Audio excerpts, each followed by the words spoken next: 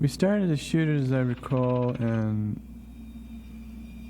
Ridley kept looking, we don't have enough of this, and kept looking at this and looking at that and saying, no, that's not right. There's textures are wrong and everything like that. So we put that off and did something else. And while I reconstructed this thing in his vision, and came back to it a week later, as I recall, or several days later. It wasn't a comfortable scene to do, obviously, because you're encased in this foam or plastic thing. Then you're gooped with this liquid jello or whatever it was, this goo that they put on you, that drips out of the alien's mouth and all that. It was fun to watch that because Ridley would get his hands in and just cake it all over you like that. So, no, we need more. And you're just sitting there encased in this thing with this stuff being slapped on you, and you wonder, is this what I scratched and clawed my way up to the top for, and or something like that.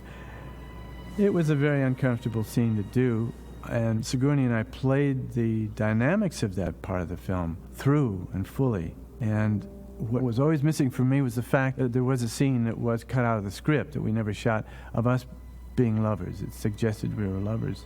So that was meaningful. We didn't know that was going to be cut at that time, so I think we played that look of lovers, one lover having to zap the other lover.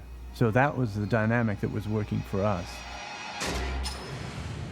We shot that part of the film prior to running out of time in the shooting schedule. Now, when you start running the end of a shooting schedule, you start looking at the script to see what scenes are expendable.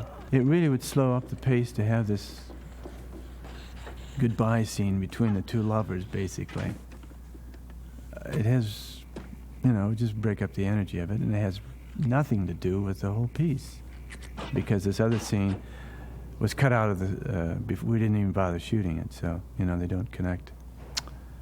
So you don't have to resolve the love affair. So it was in there, but at the end of the day, I think it got in the way.